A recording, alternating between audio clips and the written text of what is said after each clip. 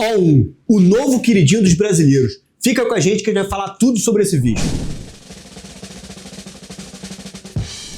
Olá pessoal, sejam todos bem-vindos a mais um episódio do Papo Imigratório comigo, Bruno Lócio, e com meu sócio Henrique Clear.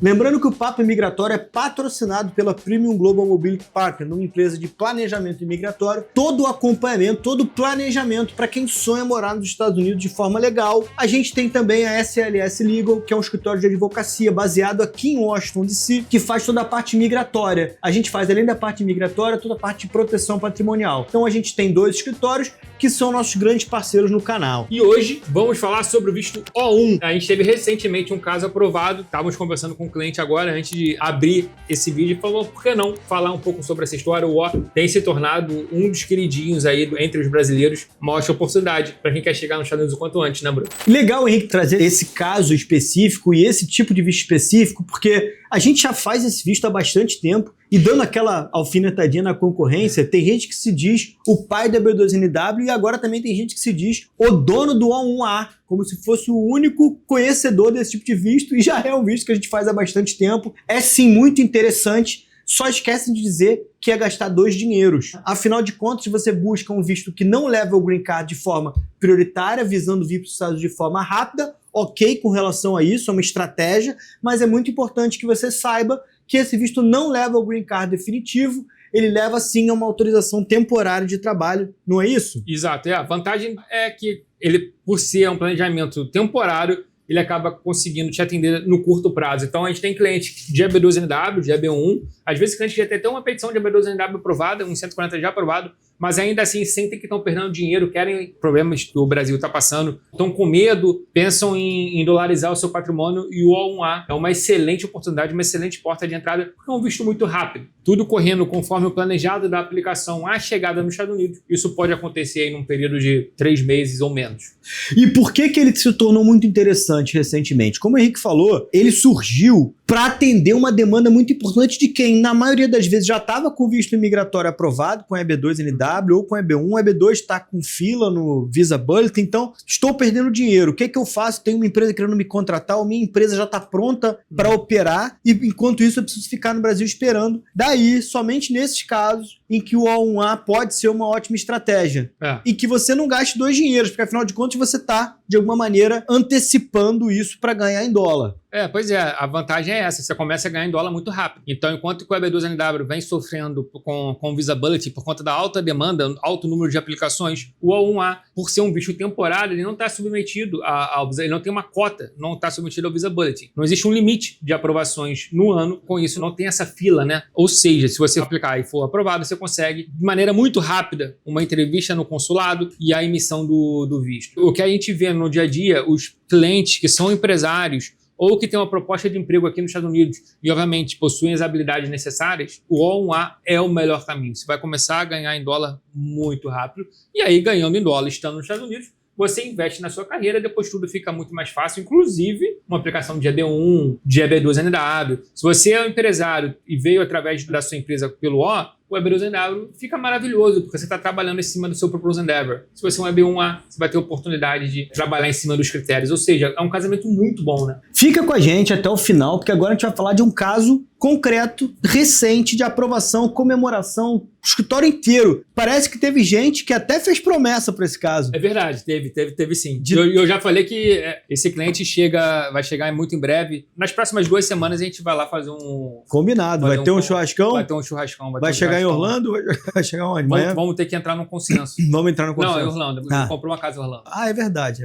Comprou uma casa em Orlando. Mas antes disso, eu queria te pedir para se inscrever no canal. Cara, não custa nada, se inscreve no canal, deve estar em algum canto, acho que tá no canto do Henrique, se não tá aqui no meu canto. Não, colocaram aqui. Colocaram em cima a descrição pro canal também? A descrição não, a descrição aqui embaixo. Então se inscreve no canal, compartilha com quem quer saber sobre vida nos Estados Unidos. A gente tem uma abordagem diferente, a gente tenta trazer assuntos do dia a dia, assuntos que vocês trazem pra gente dos nossos telefones. Então compartilha esse vídeo com quem quer saber sobre vida nos Estados Unidos, com quem quer morar aqui de forma legal. A gente tem o escritório de advocacia, a gente tem o escritório de planejamento migratório. Ali em cima do Henrique tem o QR Code. Com esse QR Code a gente tem algumas perguntas simples que vão ser direcionadas para o jurídico e depois vão ser direcionadas para a reunião, para que a gente faça uma reunião. Não uma reunião igual a todos os escritórios fazem, mas uma reunião direcionada para o seu caso, como tem que ser. E o interessante do QR Code, sabe que volta e meia eu clico ali, faço o meu... Eu mesmo respondo algumas perguntas, porque é legal, porque você começa a ver o quão próximo você está daquela elegibilidade e o pessoal aqui do nosso lado consegue também traçar uma estratégia muito mais eficiente do E aí você faz isso de vez em quando, tá ali de bobeira e pá, faz um teste de elegibilidade. Então é legal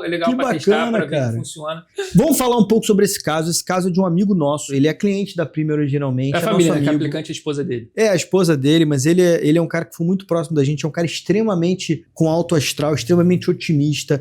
A gente imaginava muito, né? Uma aprovação tranquila, suave.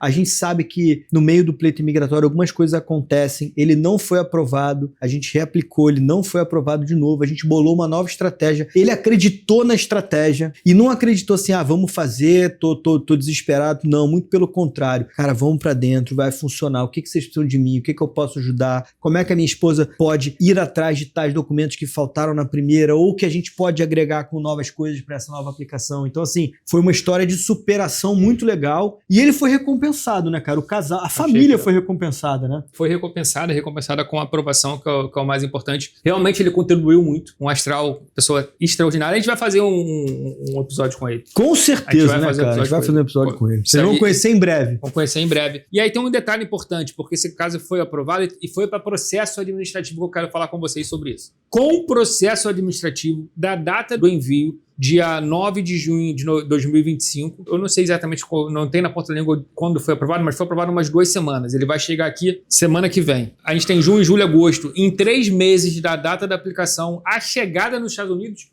com processo administrativo no meio. Ele optou pelo Premium Processing. E aí, um dia desse, a gente estava fazendo uma live sobre o O1A e teve um comentário dizendo o O1A está tendo muito processo administrativo, está todo mundo sendo negado no consulado. O problema é que dessas fofocas da rádio corredor que pegam uma história e começam a aumentar, daqui a pouco sai que está todo mundo sendo negado no consulado e não é verdade. O cliente aprovado agora semana passada. O processo administrativo ele pode acontecer, não é tão raro assim, é uma oportunidade que o consulado tem para analisar os seus documentos. É um volume de mais de 1000 páginas de documentos. O consulado não está subordinado à USCIS, não é porque a USCIS aprovou que o consulado tem que aprovar, então ele pode pedir ali, olha, eu quero mais tempo, como se fosse uma espécie de RFE, eu preciso de 2 semanas para analisar. Foi feito, sem maiores dores de cabeça. O nosso time jurídico sempre se posiciona de uma maneira muito proativa nessas situações. Foi resolvido, aprovado, família feliz e chegando muito em breve aqui nos Estados Unidos. E ainda tem um EB2NW em andamento, ou seja, é um cliente que não precisa estar no Brasil aguardando. Ele trabalhou em cima do seu caso, fez uma aplicação do O, foi aprovado e vai chegar aqui nos Estados Unidos com certeza muito feliz, já ganhando em dólar. E vai ser aprovado, ele vai vir pra cá,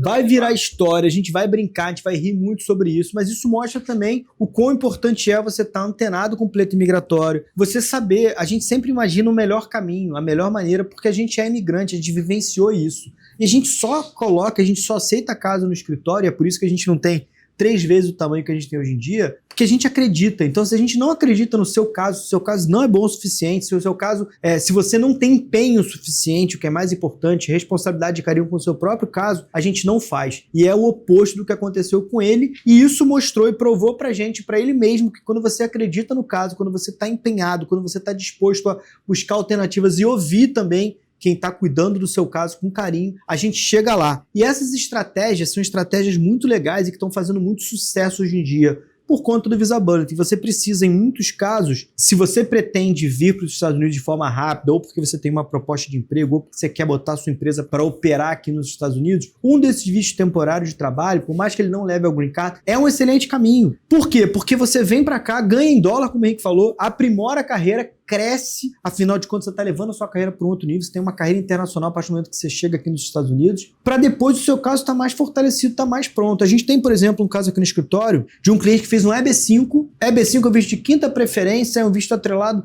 a um investimento, é um investimento de risco, claro que ele é de risco, mas ao mesmo tempo ele tem um seu grau de segurança, porque ele é um investimento de baixo risco, mas você tem que trabalhar muito pouco efetivamente no caso, mas ele demora demais, ele é de 5ª preferência. Então, não é incomum você ter o visto de 5ª preferência protocolado, aguardar aquele tempo todo que tem que aguardar, e no meio do caminho buscar um EB1, por exemplo. Ah, mas eu vou estar com 2 tipos de visto de imigração, são vistos diferentes. O EB1 é um visto de primeira preferência para quem tem habilidades extraordinárias. O EB5 é um visto de investidor, onde você tem que provar basicamente a origem daqueles fundos. Então, você mesclar estratégias imigratórias pode ser um excelente caminho. É claro que isso tem que ser estudado, como aconteceu com a B2NW há um ano atrás, em que virou uma receita de bolo e agora todo mundo faz, todo mundo tem um template, todo mundo vende o caso self-petition como se fosse a mesma coisa para todo mundo, só porque no seu caso deu certo. As estratégias também são variadas. A gente está falando do O1A com EB1C, a gente pode estar falando do O1A com EB2NW, a gente pode estar falando de um L1A com EB1C, a gente pode estar falando de um L1A com EB2NW. Então tudo tem vários depende, né, cara? que fazem muito sentido. O próprio visto de estudante é uma excelente porta de entrada para quem quer, de fato, estudar aqui nos Estados Unidos. Foi o caminho que eu fiz, por exemplo. Entrei com o visto de estudante, estudei, fiz meu mestrado, depois fiz uma aplicação de EB2NW com ajuste de status. Então tem vários caminhos que fazem sentido. Óbvio que você pode optar pela EB2NW. Então, Henrique, estou estabilizado no Brasil, então não me preocupo de aguardar os próximos 2 anos aqui. Eu quero fazer essa aplicação com calma. Eu acho, inclusive, uma excelente opção. Mas, para quem tem essa pressa, tem esse desejo, tem a oportunidade de começar a investir e empreender nos Estados Unidos, o O1 continua sendo, sem sombra de dúvidas, um excelente caminho, uma excelente estrada para você chegar aqui o quanto antes. Pronto, esse foi mais um episódio do Papo Imigratório comigo, Bruno Lócio. Irmão, obrigado. Nada. Nos vemos na próxima.